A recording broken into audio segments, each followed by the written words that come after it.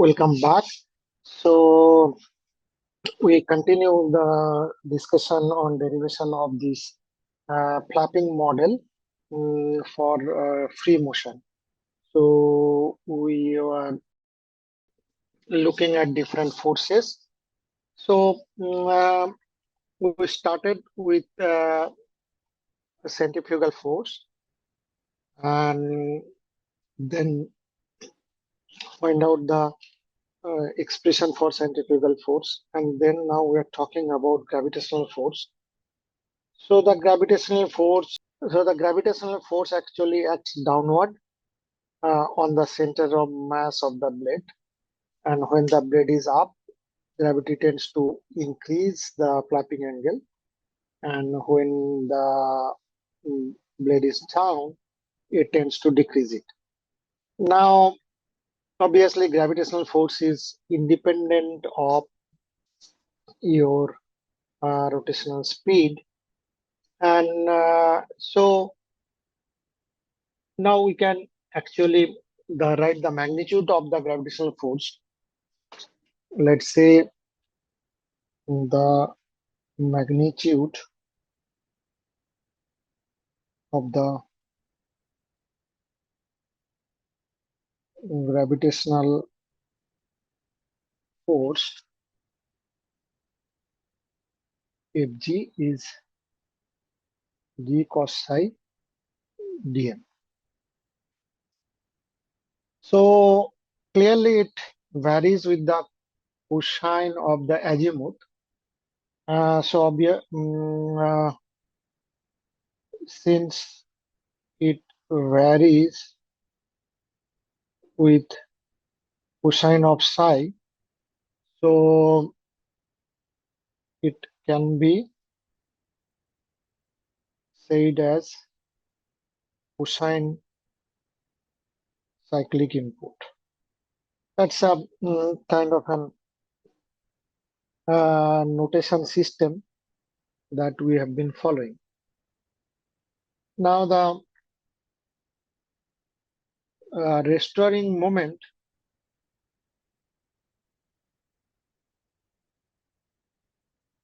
due to the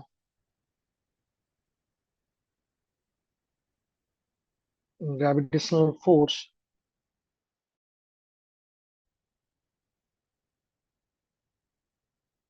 depends on the sign of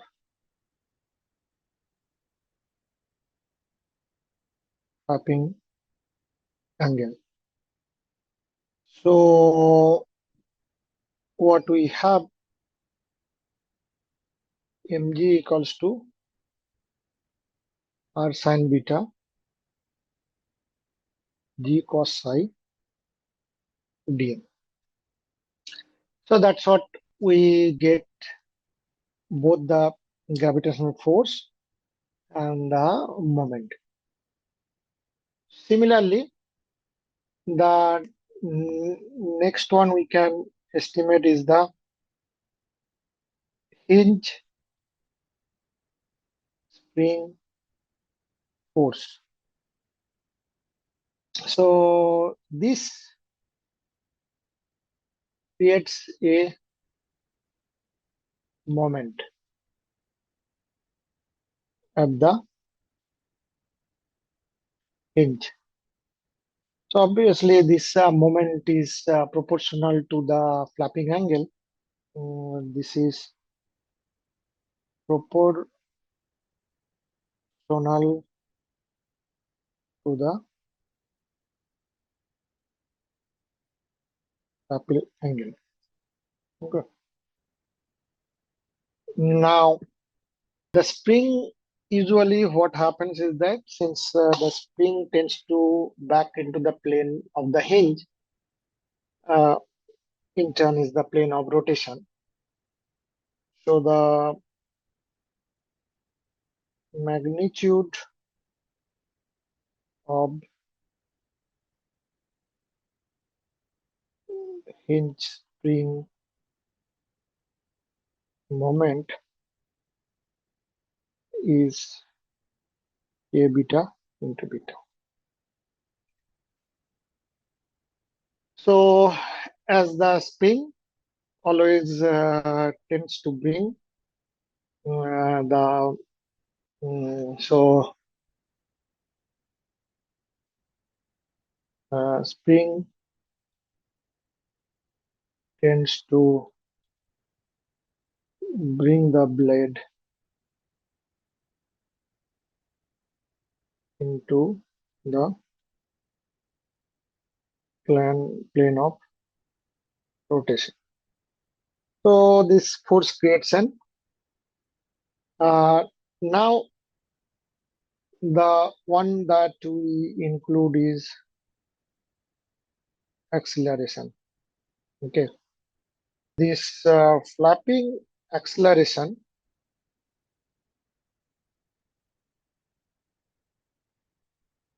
inertial force caused by mass dm. So this is estimated by the acceleration in the flapping direction,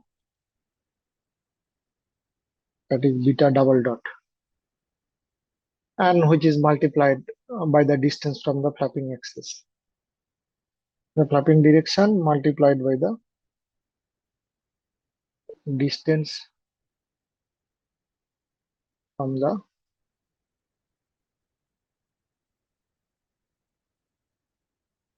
flapping axis. Now there will be a moment which is created due to this force. So the moment created due to this force can be estimated as r square beta double dot dm. So this is what is the acceleration moment that you have. Now once we combine all the effects, so we consider the effects of all the forces. So then what we have, so the sum of the moments, which is sum of the moments due to forces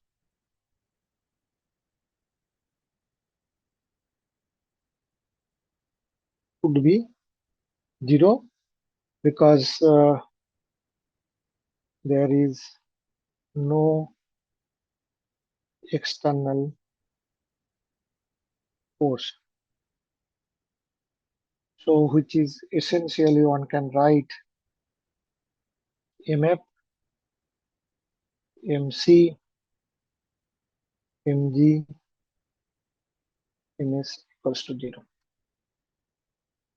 Now if we integrate over the entire blade, what we get 0 to r mf plus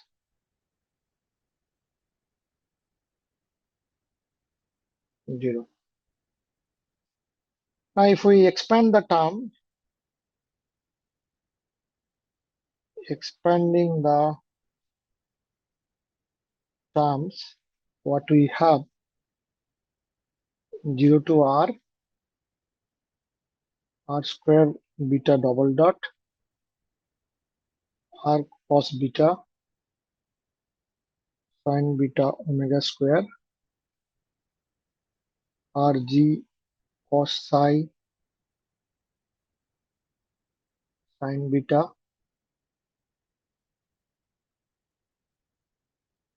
into dm k beta into 0. Now you can recall that the blade mass moment of inertia Ib is 0 to r square dm, and Rg is the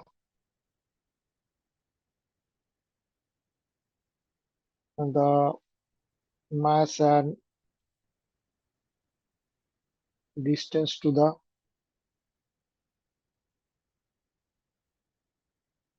center of mass. Then we can correlate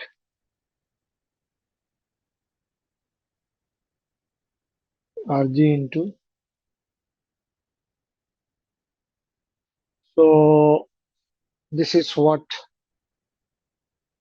we have. So therefore,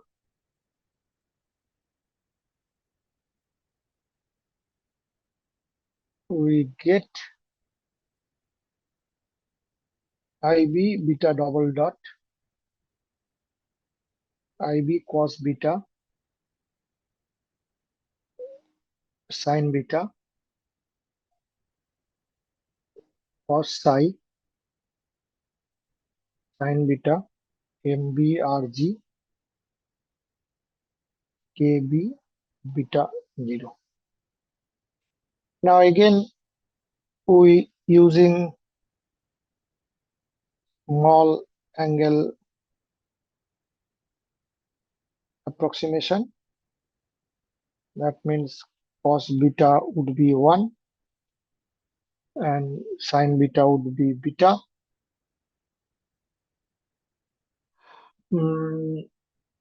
And defining gravity as GMB RG I beta.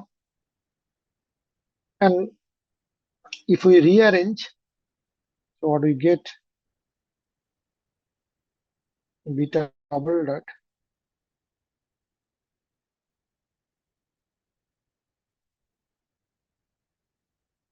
plus omega square G cos psi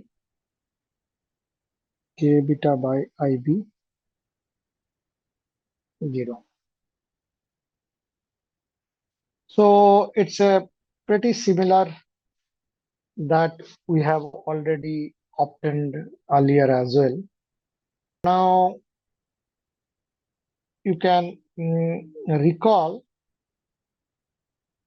what we assume, that recall the assumption, that is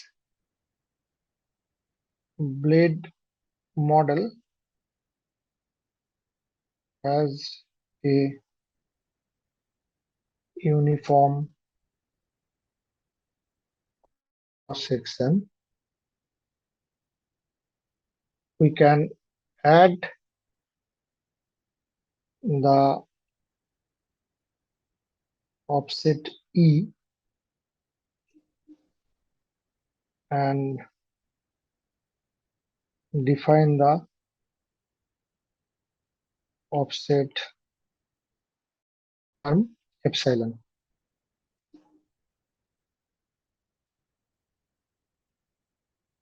So epsilon as MB ERG R by IB, which is 3 2 into 1 minus E. So now, including the offset in the analysis, the final flapping equation of motion becomes beta double dot omega square 1 plus epsilon g cos psi ib. This is what one get. Okay. So what essentially, so this is the equation for free motion. That means there is no external forces which are acting on it. So what we started to derive this free equation. So we have considered all these different forces and moment, starting with the centrifugal one, then gravitational forces, hinge springs forces, and acceleration forces, and subsequently the moment that has been uh, created by those forces, so which is considered. And then once we combine all these forces together, so in the absence of any external force, the sum of the moments are zero. This is what we have written here. And then we integrate over all the blade. That would be integration, entire blade that goes from 0 to r. So we obtain this. And then once we expand the term and put back all the individual expression for these different moments, so and correlating the moment of inertia, we get back to this equation. And then we use some small angle approximation for beta, which is the flapping angle, and the gravitational force. Then we rearrange that and we get here. And then we have one of the assumption at the beginning for deriving this free motion is that the blade has uniform cross section. So using that, we could add the offset term, or rather include the offset. Um, and then once we include everything together, this is the final equation that we obtain for flapping motion under flapping equation of motion for free motion. That means there is no external force. So this is how we derive that, and the solution would provide the characteristics and the dynamics of these things. Now, what we'll do, we'll look at the equation of motion under forced condition. Okay. Now we move to uh, equation of motion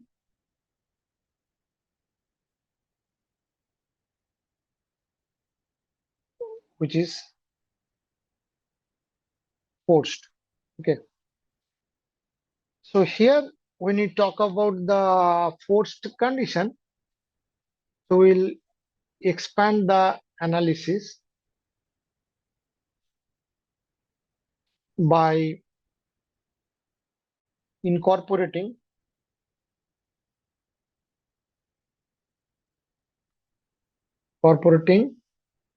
the effect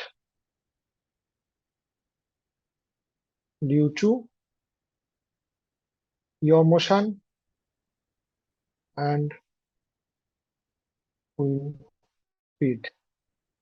Okay. So this is what we are going to yaw motion. So this results in gyroscopic movements acting upon the blade. So here we can find out this gyroscopic moment. So the gyroscopic moment in the trapping direction due to steady yaw motion of rate q, that we write m yaw to q cos psi ib.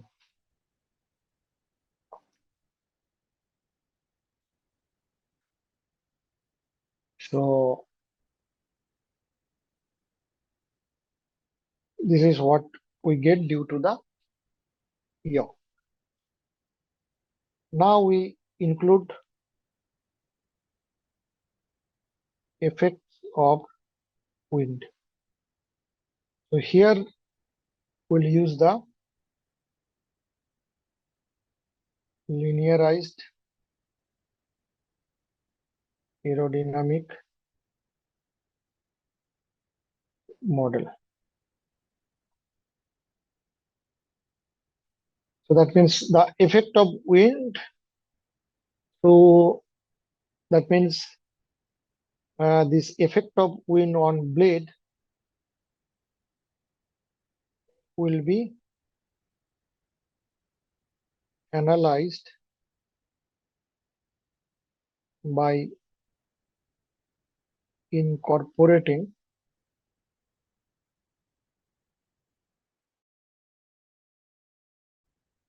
linearized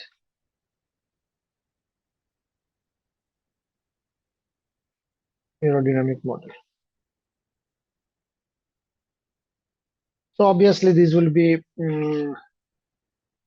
similar to the aerodynamic forces and moment that we have already discussed.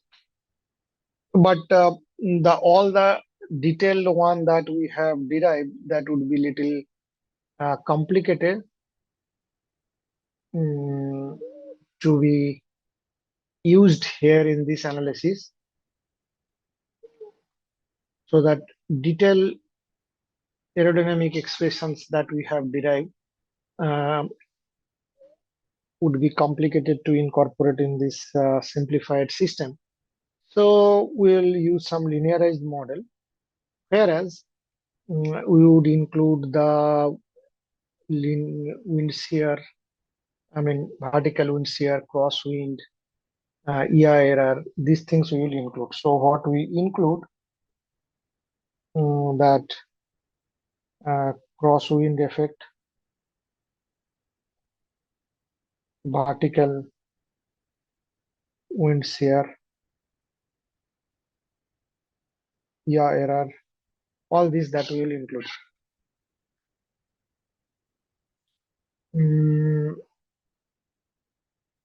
Obviously, when we talk about this linearized system, we might ignore the drag during our analysis. Okay. So in this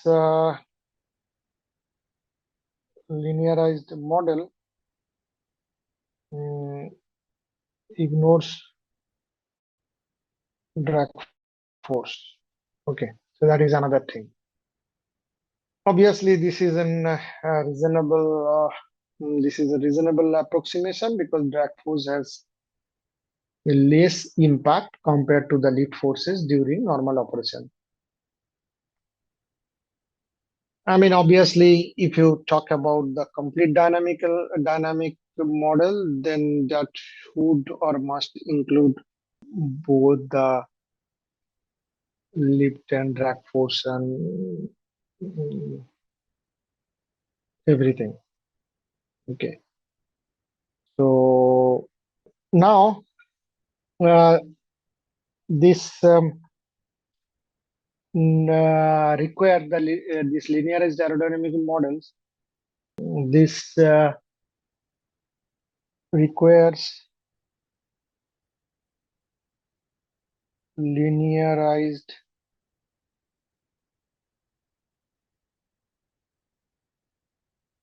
description of lift force on blade, then linearized characterization of the axial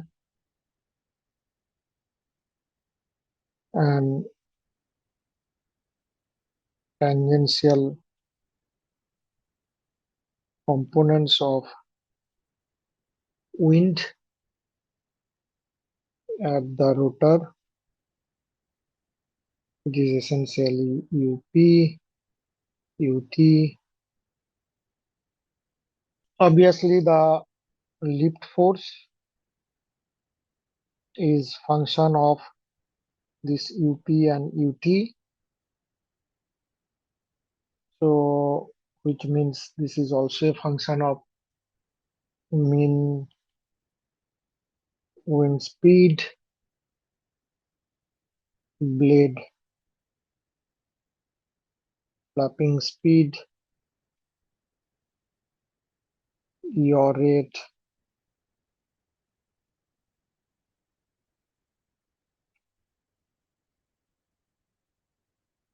crosswind, wind shear.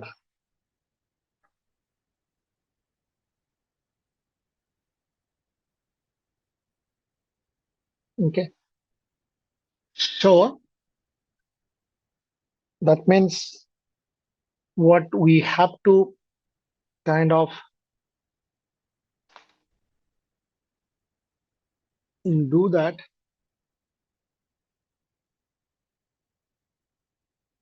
find out this linearized lift force.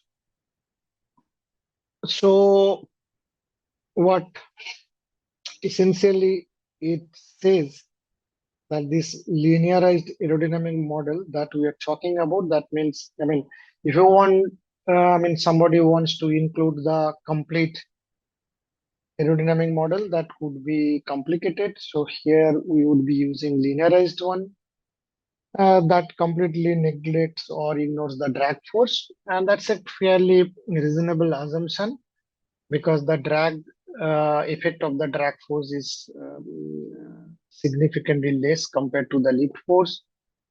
And the lift force is function of this axial and tangential component of the wind at the rotor.